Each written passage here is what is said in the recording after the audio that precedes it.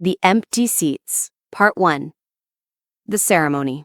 The auditorium hummed with anticipation, 1,000 conversations blending into white noise, punctuated by camera flashes and the rustle of graduation gowns. Sarah Mitchell stood in line backstage, her cap slightly askew, fingers trembling as they clutched her summa cum laude certificate. Around her, graduates bounced on their toes, craning necks to spot family members in the sea of faces beyond the curtain. "There's my mom," squealed the girl next to her, waving frantically. "Third row, right side." Sarah didn't look. She'd already scanned those seats during the processional march.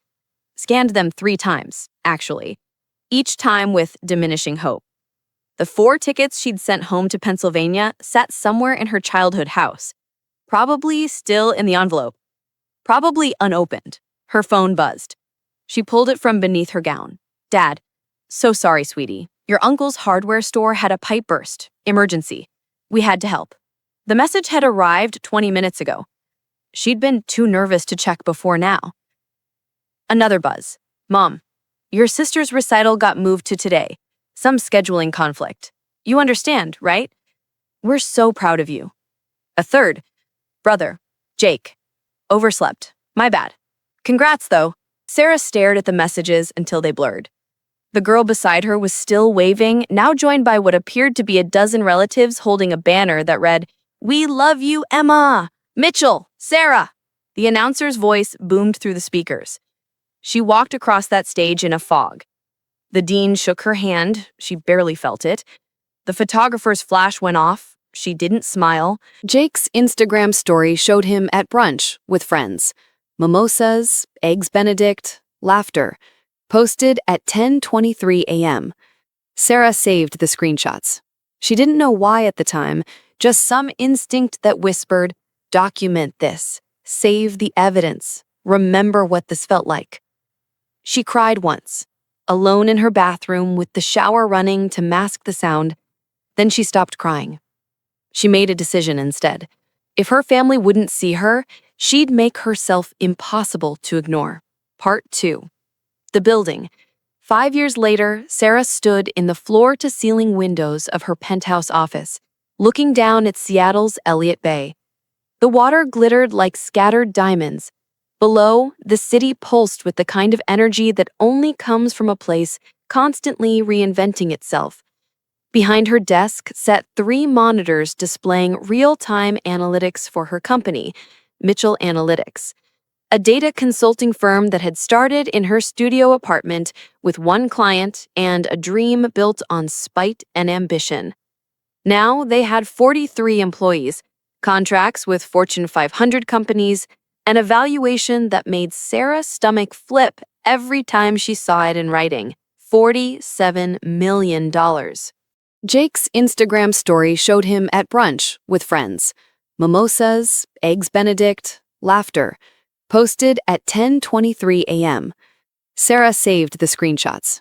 She didn't know why at the time, just some instinct that whispered, "Document this. Save the evidence. Remember what this felt like."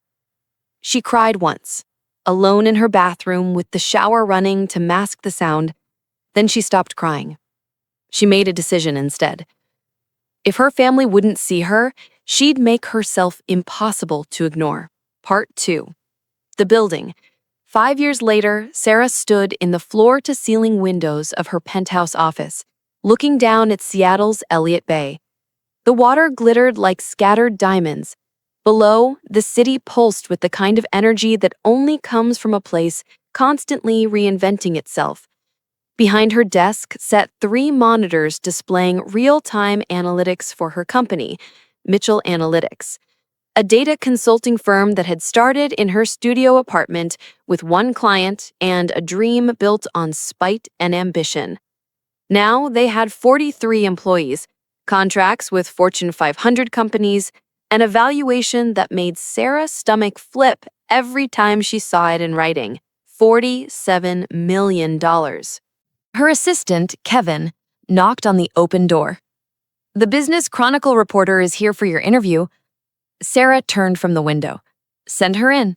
The reporter, Amanda Chen, was younger than Sarah expected, maybe 28, with sharp eyes and a recording device that she set between them with practiced efficiency. "Thank you for making time," Amanda began. "Your company's growth has been remarkable. 300% year-over-year revenue increase. You just closed a contract with Nordic Industries that industry insiders are calling game-changing. And rumor has it you've made a significant personal real estate investment." Sarah smiled, the professional smile she'd perfected, warm but revealing nothing. "I recently purchased the penthouse at Bellevue Towers. It's a beautiful property." "For $2.8 million, Amanda said, consulting her notes. "A record for that building. You're 32 years old, no family money, no venture capital initially. You bootstrapped everything. How did you do it?" How did she do it? By working 90-hour weeks while her former classmates partied? By learning to code when everyone said data analytics didn't require it? By teaching herself contract law at midnight because she couldn't afford a lawyer? By treating every no as data, analyzing why she'd been rejected, adjusting her pitch, and trying again? By remembering 4 empty seats and using that hollow feeling as fuel. "I focused on solving problems that others ignored. I built systems that gave companies insights they didn't know they were missing. And I reinvested everything back into growth. No fancy office for the first 3 years, no executive perks. Every dollar went into hiring the best people and developing better tools." Amanda scribbled notes. "Your personal story is fascinating too. I understand you're not originally from Seattle, Pennsylvania, small town outside Pittsburgh. Do you go back often? Family still there?" Sarah's smile didn't waver, but something cold flickered behind her eyes. "Not often. I'm pretty focused on work." The interview continued for another 40 minutes.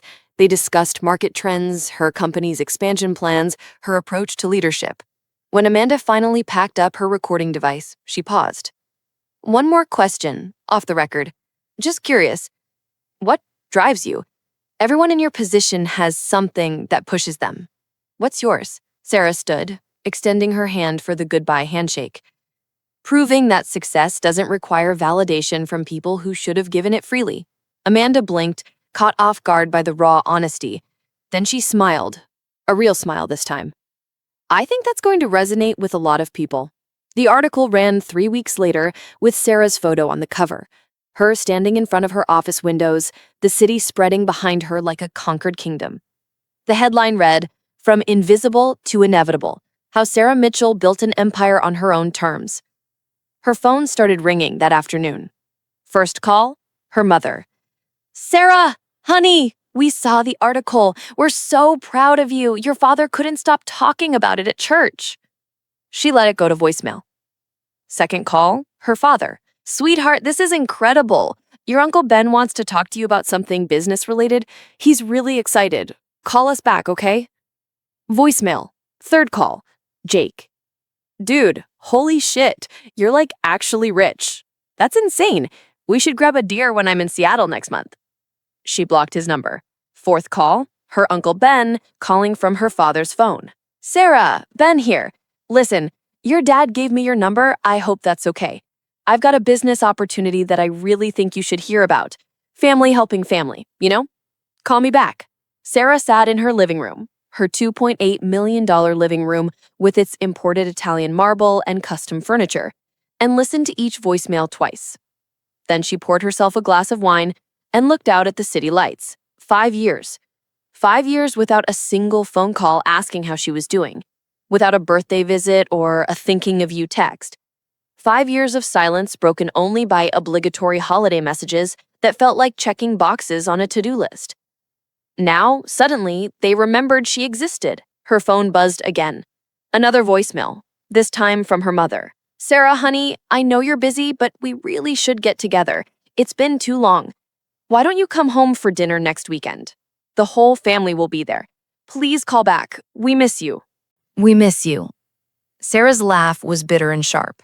They missed her the way people miss winning lottery tickets they forgot to buy. She took another sip of wine and made a decision. "Okay," she said to the empty room. "Let's have dinner." Part 3. The Reunion. The house looked exactly the same. a modest two-story colonial with fading blue shutters and her mother's flower beds lining the walkway. Sarah sat in her rental car for 5 full minutes before getting out, steadying her breathing the way her therapist had taught her. You're in control. You decide what this means. She'd worn a simple black dress, designer but understated, nothing that screamed wealth. She wanted to observe before revealing her hand. Her mother opened the door before Sarah could knock. "Oh, honey." Linda Mitchell pulled her daughter into a hug that felt both familiar and foreign. "You look beautiful. Doesn't she look beautiful, Tom?" Sarah's father appeared behind her mother, grinning.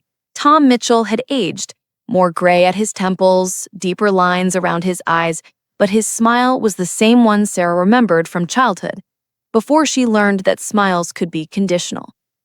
"There's our superstar." He hugged her next, thumping her back. Come in, everyone's here." The dining room was set for 8. Sarah recognized a good china, the set her grandmother had passed down, reserved for important occasions. White tablecloth, candles, fresh flowers. They'd made an effort. Melissa appeared from the kitchen, now 16, and somehow both familiar and completely changed. "Hey, Sarah."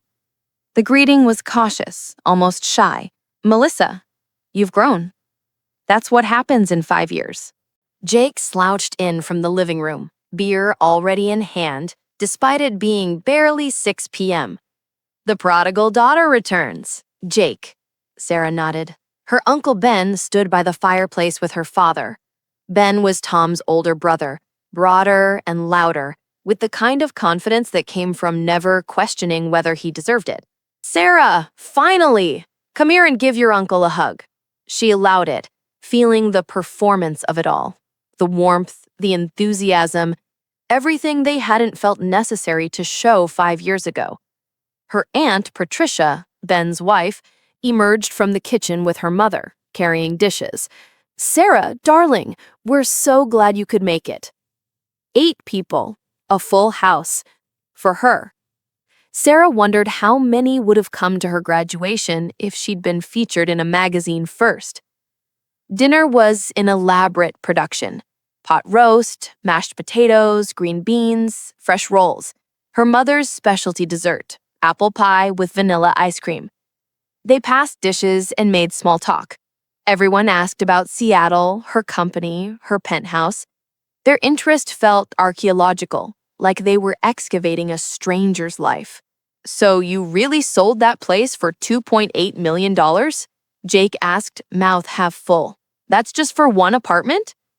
"It's called a penthouse," Melissa corrected. "And yeah, genius, that's what the article said." "Language," Senda said automatically. "The real estate market in Seattle is insane right now. Though I've got to say, $2.8 million seems steep for any apartment, even a fancy one." Sarah set down her fork carefully. "The market dictates the price. Location, amenities, square footage, building prestige, it all factors in. Still, that's a lot of cash for one person. You planning to start a family? Fill all those rooms?"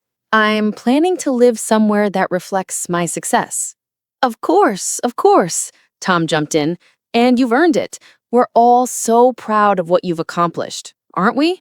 He looked around the table, collecting nods like donations. Sarah sipped her wine and waited. There was a script being followed here, and she knew they hadn't reached the real scene yet. Her mother cleared plates. Patricia brought out dessert. Everyone made appropriate sounds of appreciation. Tom refilled wine glasses. Ben kept glancing at his brother, some silent communication passing between them. Finally, over coffee, Ben cleared his throat. "So, Sarah, now that we're all together, family, your dad and I wanted to talk to you about something." Here it was. "There's an incredible opportunity we've been working on, a real game changer. Tom and I have been developing this plan for a mixed-use retail development in Millville.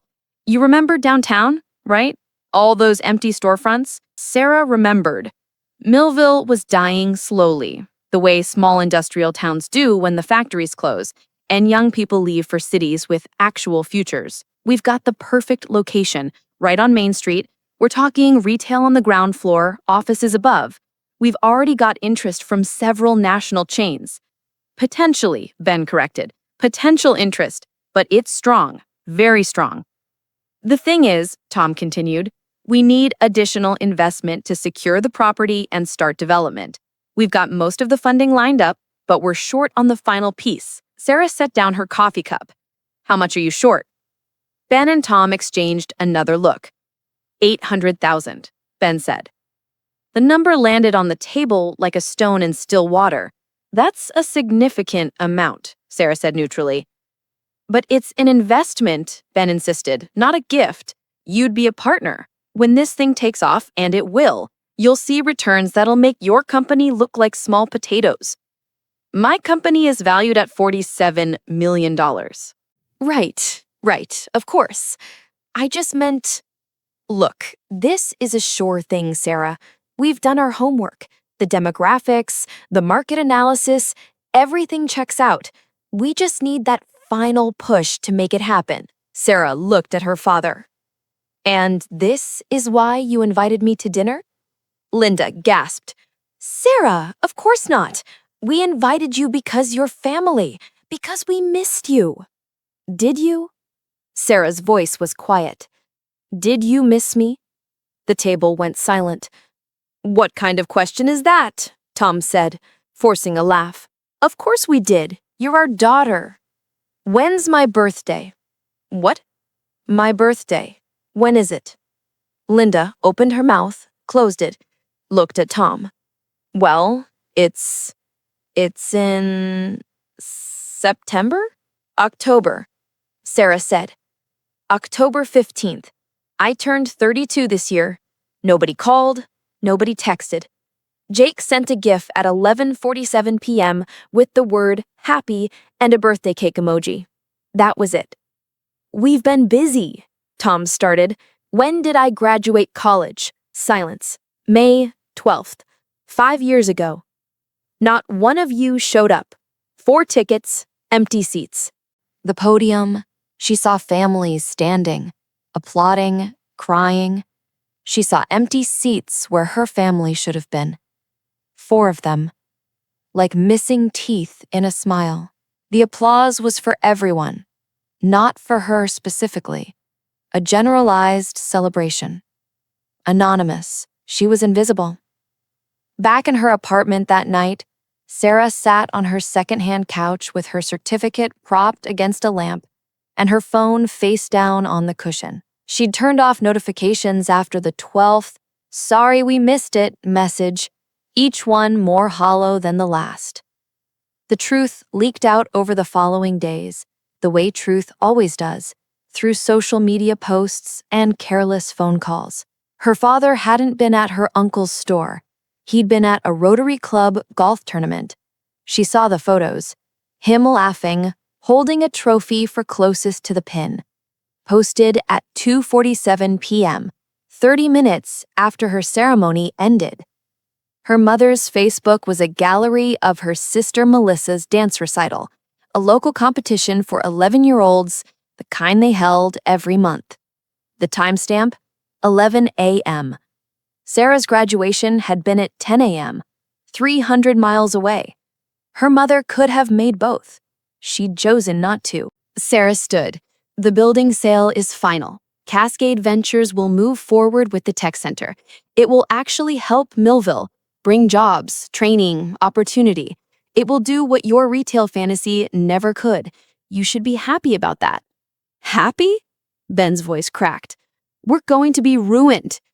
Then you'll rebuild, like I did, alone, without family help. It's character building, I'm told. She walked to the door, then paused. For what it's worth, I didn't plan this. I didn't orchestrate the foreclosure or the auction. But I'm also not sorry it happened. You wanted to know what it feels like to need someone and have them choose something else. Now you know. Sarah, please, her father said, standing. We're sorry. We're truly, deeply sorry. We were wrong. We were selfish. We were terrible. But please, you're sorry you're facing consequences. That's different from being sorry about what you did. What can we do? Tom asked desperately. What can we do to make this right?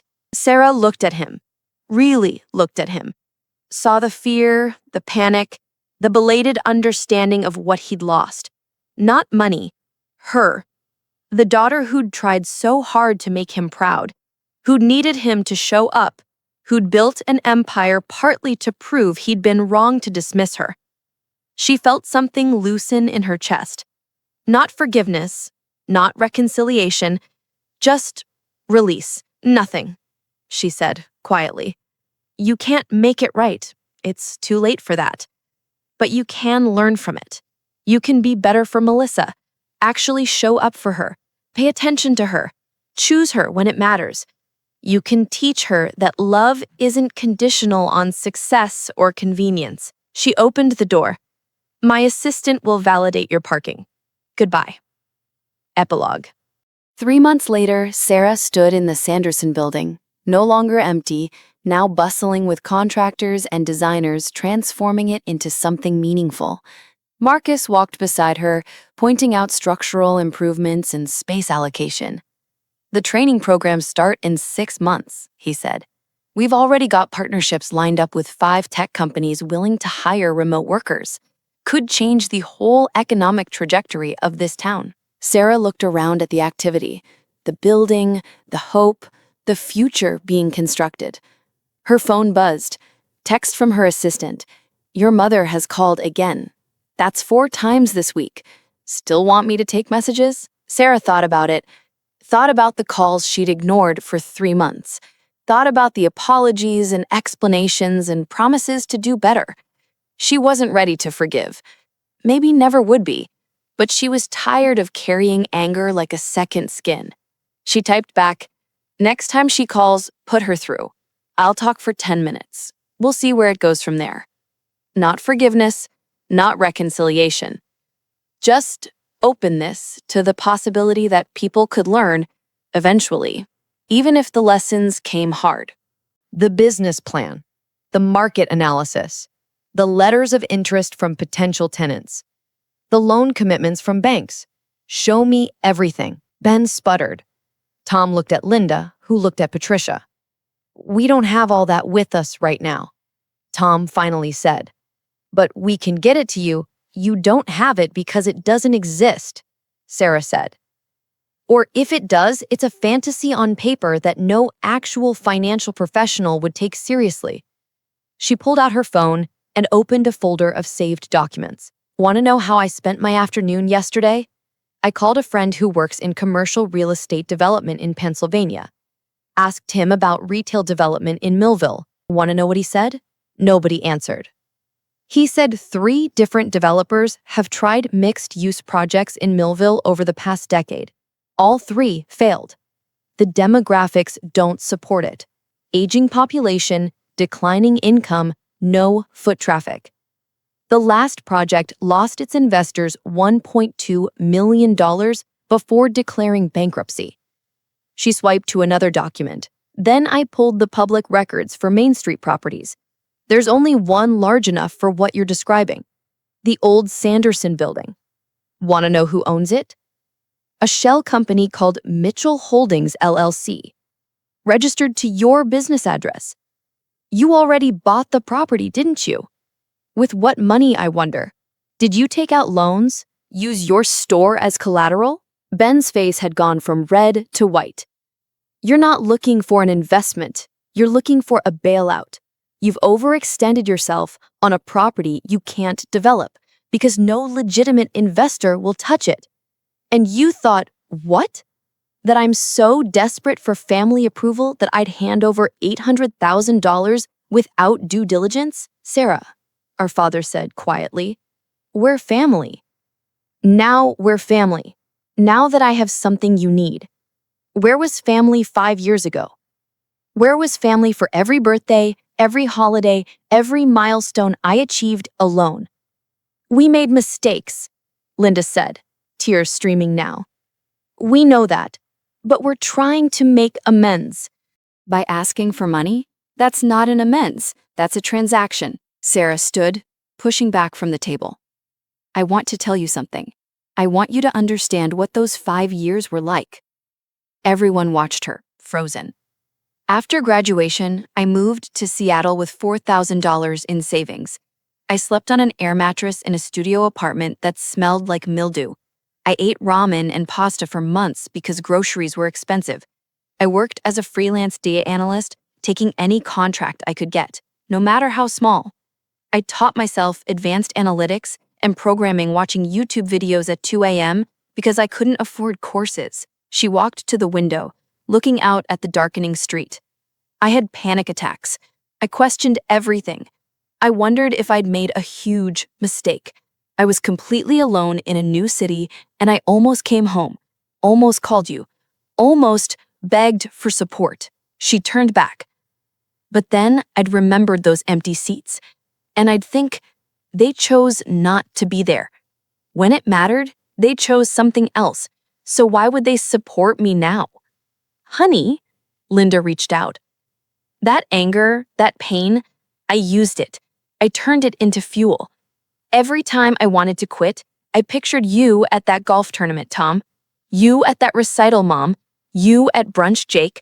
And I worked harder. I built something that none of you believed I could build. She picked up her purse. My company isn't just worth $47 million. It's built on a foundation of proving that I don't need people who don't choose me. And I'm not going to undermine that foundation by pretending we're family now just because it's convenient for you. Please, Tom said, standing. Just think about it. We can pay you back. I already thought about it. The answer is no. You'd let your own family fail? Ben asked, anger creeping into his voice. You'd watch us lose everything the way you watched me graduate alone? Sarah headed for the door. Consider it a learning experience. Part 4. The Reckoning. Sarah's phone rang at 8 a.m. the next morning. Unknown number. Ms. Mitchell, this is Rebecca Torres from Torres Commercial Properties. We met briefly at the Bellevue Chamber event last month. Sarah remembered. An elegant woman in her 50s. Sharp suit, sharper business sense. Yes, Rebecca. What can I do for you? I'm actually calling with news rather than a request. I wanted to inform you personally before it becomes public. The Sanderson building in Millville has been sold. Sarah set down her coffee. Sold? Yes. The previous owners, Mitchell Holdings, LLC, defaulted on their loan payments. The bank foreclosed and put it up for auction. It sold yesterday. Who bought it? Rebecca's smile was audible through the phone. A Seattle-based investment firm called Cascade Ventures. I believe you're familiar with them? Sarah's heart began to pound. Cascade Ventures was her company's investment arm, the entity she'd created 6 months ago to diversify assets. She'd put her CFO, Marcus Reed, in charge of identifying opportunities. I may have heard of them, Sarah said carefully. Well, the interesting thing is what they plan to do with it. Instead of mixed-use retail, which, as you know, has failed multiple times in that market, they're converting it into a tech education center. Training programs for transitioning workers, partnerships with companies looking to hire remote employees in lower-cost markets. Very forward-thinking. Sarah closed her eyes. Marcus had mentioned this project in passing 2 weeks ago. She'd approved the general strategy, but hadn't asked for specific details about property locations. She'd told him to find undervalued assets in struggling markets where her company could make a real social impact. She hadn't known he'd bought her uncle's building. That's interesting timing, Sarah said. Isn't it? I hear the previous owners were planning a retail development.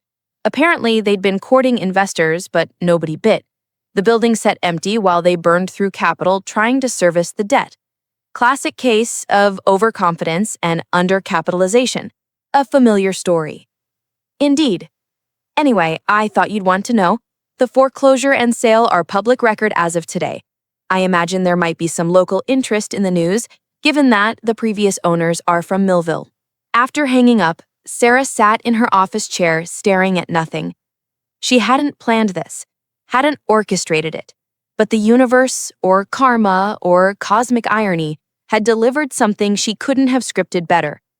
Her phone buzzed. Text from Marcus. Hey, just FYI, the Millville property acquisition is public now. Didn't realize until this morning that Mitchell Holdings was connected to your family. Want me to pull some strings to delay the news? Sarah typed back. No, let it run its course. She knew what was coming, could picture it perfectly. The first call came at 9:30 a.m. Her father. She let it ring out. By noon, she had 17 missed calls and 12 voicemails. She listened to exactly one. Her mother's left at 10:47 a.m. Sarah, please call us back. Your uncle is... We need to talk to you. Please. Something's happened with the building and we need to understand. Just call us back, please. The desperation in her mother's voice might have moved her once. Now it just sounded like the panic of people watching consequences catch up with choices. At 2 p.m., her assistant knocked on her office door. Ms. Mitchell, there's a Tom Mitchell here to see you. Says he's your father. He doesn't have an appointment, but he's insisting it's urgent. Sarah looked up from her laptop. Did he come alone? No, ma'am. There's another man with him, introduced himself as Ben Mitchell. Of course. They'd driven 5 hours to show up unannounced. Sarah considered sending them away. But something in her wanted this final scene. Wanted to see their faces when they understood, completely and finally, that she was no longer the invisible girl in an empty auditorium. Show them to conference room B. I'll be there in 10 minutes. She took those 10 minutes to center herself, straightened her blazer, checked her reflection. The woman looking back at her was nothing like the uncertain graduate who'd walked across that stage alone. This woman was polished, powerful, precise. This woman had won. Her father and uncle sat on one side of the conference table like defendants waiting for a judge. Both looked exhausted. Her father's eyes were red-rimmed, her uncle's jaw tight with barely contained rage. Sarah took the seat across from them, setting her phone and tablet on the table between them like weapons. You stole it, Ben said immediately. You knew about our project and you deliberately undermined it. You bought the building out from under us. I didn't buy anything, Sarah said calmly. Cascade Ventures did. An investment firm that I own, yes, but which operates independently under professional management. They purchased a foreclosed property at auction, a completely legal, public transaction. You knew, Tom insisted. After dinner, you knew we were in trouble, and you went after the building specifically to hurt us. I didn't know Cascade was bidding on that property until this morning.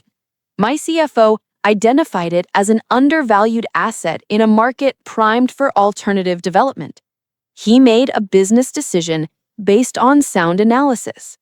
Bullshit, Ben snapped. This is revenge. No, Sarah said. Revenge would have been personal. This is just business, the kind of business that happens when people overextend themselves on projects they can't afford, hoping to sucker family members into bailing them out. Tom flinched. Sarah, please, we made mistakes. You made choices, Sarah corrected.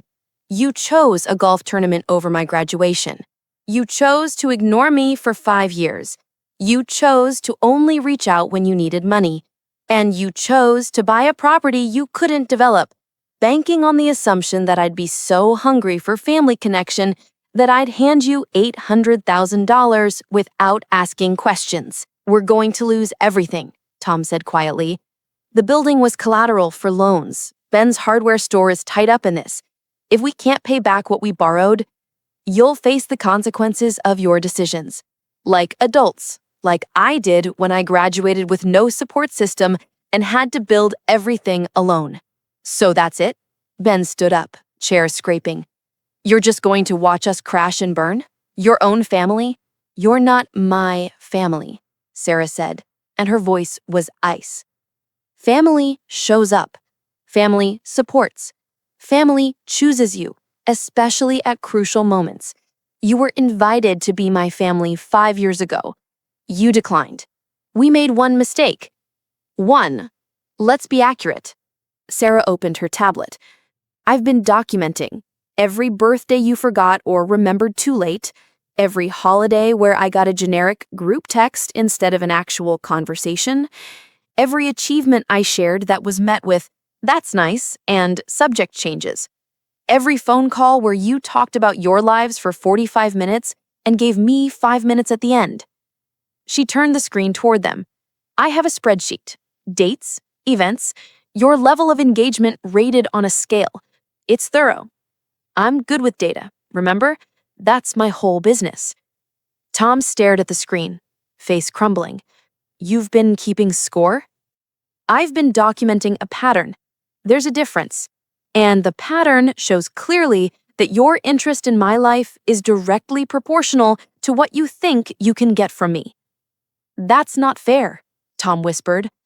What's not fair is inviting me to dinner under false pretenses.